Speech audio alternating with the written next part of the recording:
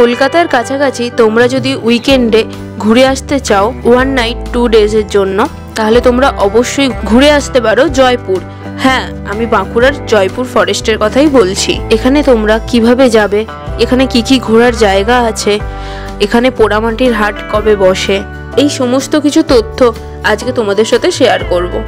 আমার এই ট্যুর প্ল্যানে আর কারা কারা ছিল সেটা তোমাদের আগে ভিডিওতে শেয়ার করছি। চলো আজকে তাহলে ভিডিওটা শুরু করা যাক।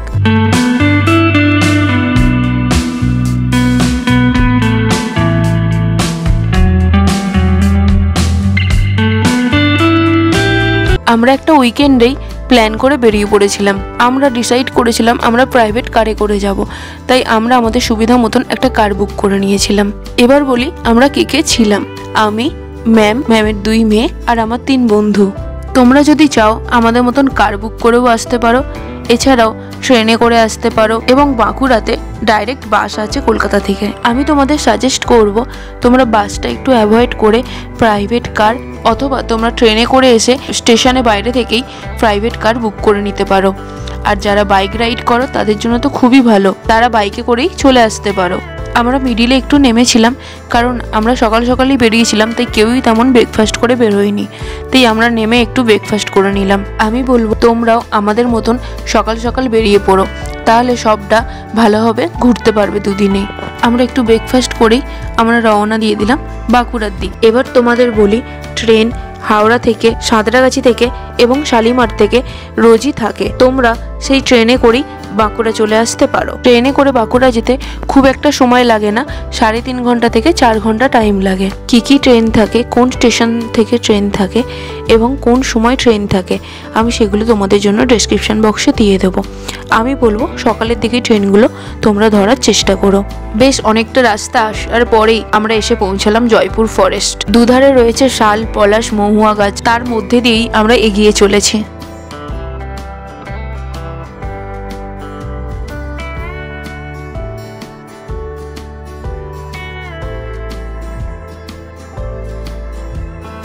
আমরা যেহেতু সকাল সকালে বেরিয়েছিলাম, তাই আমরা তাড়াতাড়ি পৌঁছে গেছি। তাই আমরা প্রথমে গিয়ে একটু বাঁকুড়ার যে পোড়ামাটির মন্দিরগুলো আছে সেগুলো আগে একটু দেখে নেব, তারপরে আমরা কোথায় থাকছি সেটা তোমাদেরকে দেখাবো।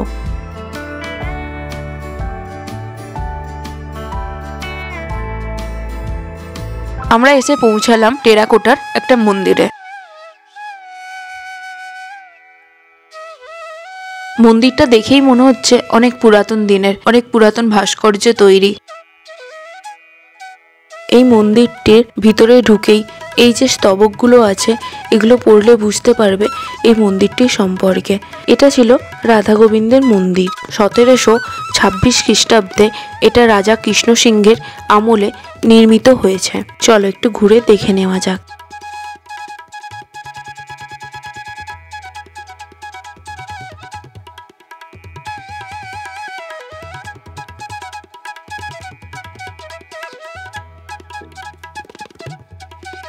এই মন্দিরটা দেখে বেরিয়েই আরও একটু সামনে এগিয়েই দেখি আরও একটা মন্দির, তাই সেটাও আবার ঘুরে দেখে নিলাম। বিষ্ণুপুরে তোমরা এরকম অনেকগুলো মন্দিরই দেখতে পেয়ে যাবে। এগুলো বিষ্ণুপুরের এক একটা ঐতিহ্য বলতে পারো। এই মন্দিরটা ছিল মদন মোহনের মন্দির। এই মন্দিরটা 1694 খ্রিস্টাব্দে রাজা দুর্জন সিংহদেব প্রতিষ্ঠা করেন।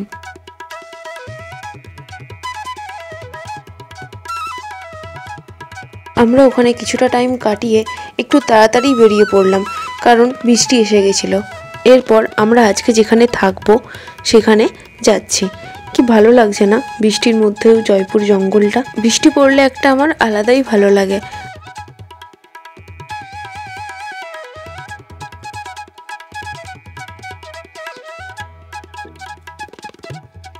দেখতে দেখতে চলেই এলাম আমাদের রিসর্টের সামনে। আমাদের প্ল্যান হতেই আমরা বুক করে নিয়েছিলাম থাকার জন্য বনলতা রিসর্ট।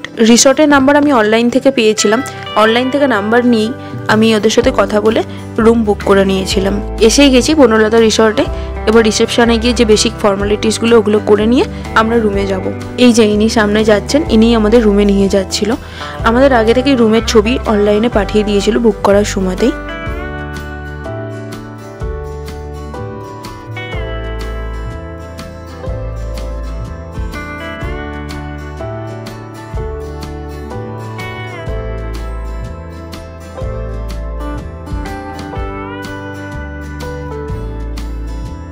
চারিদিকটা দেখো কি সুন্দর গ্রাম্য পরিবেশ, তাই না? আমাদের এই বিল্ডিংটাতেই রুম বুক ছিল। চলো তোমাদের সাথে রুমটা শেয়ার করে নিই।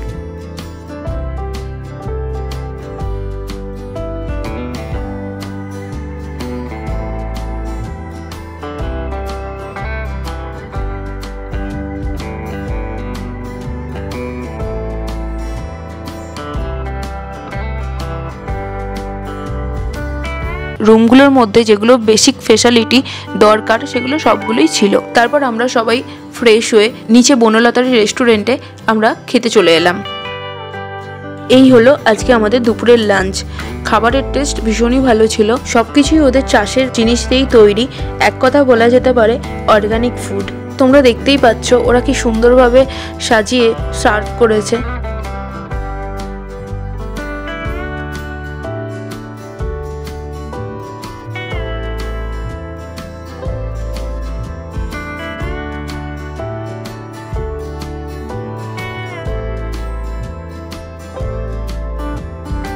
এবার আমরা খাওয়া দাওয়া করে বেরিয়ে পড়লাম পোড়ামাটির হাটের উদ্দেশ্যে। তোমরা দেখেই বুঝতে পারছো পরন্ত বিকালটা কি সুন্দর লাগছে। আমরা এসেই গেছি পোড়ামাটির হাটে। তোমাদের হাটটা একটু ঘুরিয়ে দেখাই, কি কি পাওয়া যায় সেটাও তোমাদের সাথে শেয়ার করব। তোমাদেরকে জানিয়ে রাখি পোড়ামাটির হাটকে অনেকে টেরাকোটার হাটও বলে। এবার বলি, এই হাটটা বসে শনি ও রবিবার। আমরা যেদিন গেছিলাম সেদিন বৃষ্টি হচ্ছিল, তাই বেশি হাট বসেনি, নয়তো অন্যান্য দিনে এই মাঠটা পুরো ভরে যায়। এটা বাজিয়ে দেখো একটু।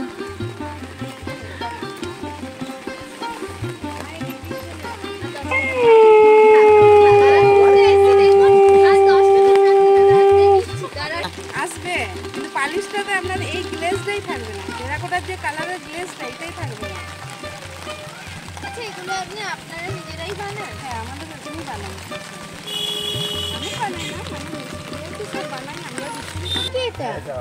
আচ্ছা আচ্ছা। আর এটা রং করলে আপনি কি বলেন, প্রথমে ভিজিয়ে নিতে হবে জলেতে? তোমরা দেখতেই পাচ্ছ বৃষ্টির জন্য পুরো হাটে কিছুজন মানুষই শুধু বসে আছে। পোড়ামাটির হাট থেকে অনেক কিছু কেনাকাটি করে সামনেই একটা ছিন্নমস্তা মায়ের মন্দির ছিল, সেই মন্দিরটা দর্শন করলাম।